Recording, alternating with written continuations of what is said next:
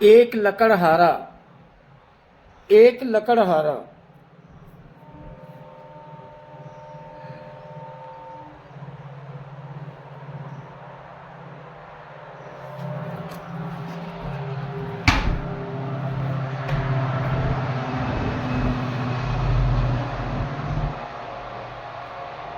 एक लकड़हारा बहुत गरीब था, लेकिन वो गरीब होने के साथ साथ बहुत ईमानदार भी था।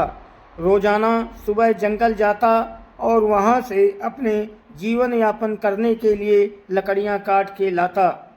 एक दिन वो अपने रोज़ाना कार्य के अनुसार जंगल के लिए निकलता है। अचानक बादल गरजने लगते हैं। लकड़हारे की पत्नी लकड़हारे से कहती है, सुनिए जी, हमारे घर की छत कमज़ोर हो गई है, इसे मरम्मत की आवश्यकता है। लेकिन लकड़हारा गरीबी की वजह से अपने घर की मरम्मत नहीं करवा सकता। वो अपनी पत्नी से अपनी मजबूरी का दुख व्यक्त नहीं करना चाहता, इसलिए वो बिना कुछ बोले घर से निकल जाता है। लकड़हारा थोड़ी ही दूर पहुंचता है कि अचानक मूसलाधार बारिश होने लगती है।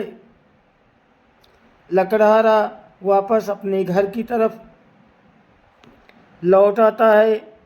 वो देखता है कि उसकी पत्नी घर की छत को बांध रही है। चारों तरफ से पानी टपक रहा है। उसे कुछ समझ नहीं आता। वो भागकर अपनी पत्नी की मदद करता है। जल्दी से अपने घर की छत लकड़ी की सहायता से बांध लेता है। वो बहुत चिंतित होता है। उसके घर के ऐसे हालात और उसे आर्थिक आवश्यकताओं की पूर्ति के लिए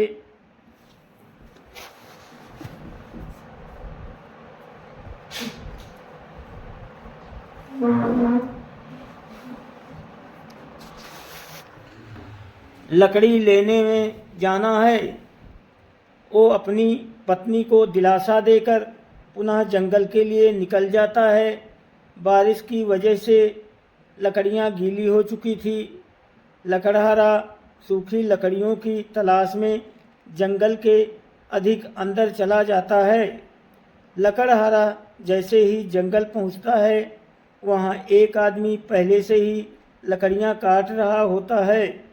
लकड़हारा ये देखकर आश्चर्यचकित होता है, क्योंकि आज से पहले वो जंगल के इतने अधिक अंदर नहीं आया था। तभी उस आदमी की नज़र लकड़हारे पर पड़ती है और वो पूछता है, क्या तुम भी लकड़ियों के लिए आए हो?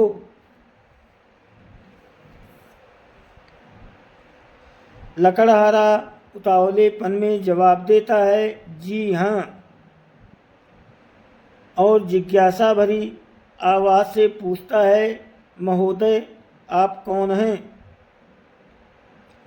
तभी वो इस इंसान मुस्कुराते हुए अपने काम में लग जाता है।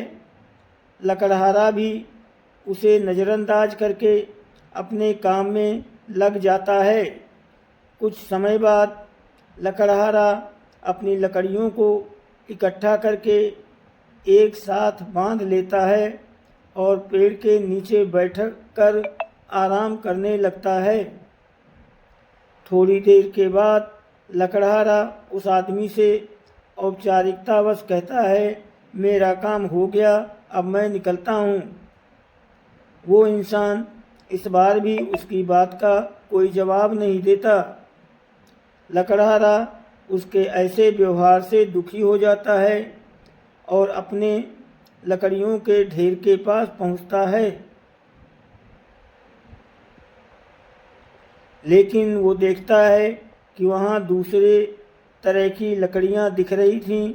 वो चिंतित हो जाता है और भागते हुए उस आदमी के पास पहुँचता है और गुस्से में कहता है, क्या आपने यहाँ किसी और को देखा है? क्योंकि मैंने जो लकड़ियाँ इकट्ठा की थी वो वहाँ नहीं हैं, बल्कि कोई और लकड़ियाँ हैं। लगता है कोई मेरी लकड़ियाँ चुरा के ले गया है। तभी वो इंसान लकड़हारे से कहता है लकड़ियाँ रखी थीं। जैसे ही लकड़हारा उसे उस लकड़ी उठा के लकड़हारे की तरफ उत्साहित होकर देखता है और कहता है, अरे तुम्हारी लकड़ियाँ तो सोने की बन चुकी हैं। और ये बात बताते हुए वो ज़ोर ज़ोर से हंसने लगता है। लेकिन लकड़हारे के चेहरे में चिंता की लकीरें साफ साफ नज़र आ रही हैं। लकड़हारा तो केवल अपनी लकड़ियों के लिए ही चिंतित था। लकड़हारा दुखी होकर ज़मीन में बैठ गया। तभी वो आदमी लकड़हारे से पूछता है कि तुम्हें लकड़ियों से भी अमूल्य वस्तु मिल चुकी है, फिर भी तुम दुखी हो। क्या तुम्हें ज्ञात नहीं कि सोने की कीमत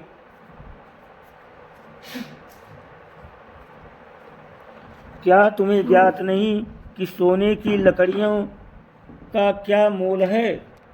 तुम तो इन स्वर्ण लकड़ियों से सारा जंगल खरीद सकते हो, फिर भी तुम तुच्छ सी लकड़ियों के लिए विलाप कर रहे हो।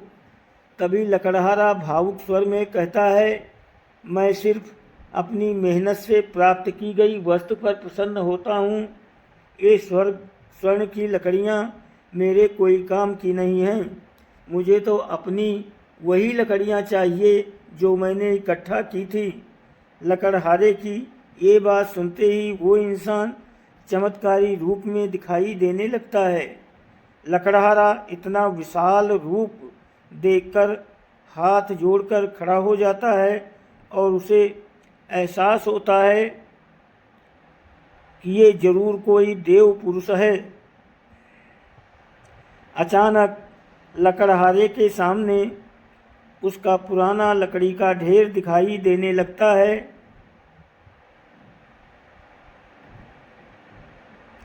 वो नेता उसकी ईमानदारी से बहुत प्रसन्न होता है।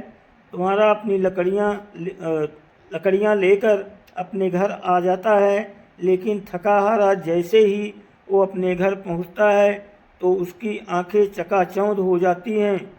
उसका घर, जिसकी हालत बहुत ख़राब थी, अब वो किसी महल से कम नहीं लग रहा था।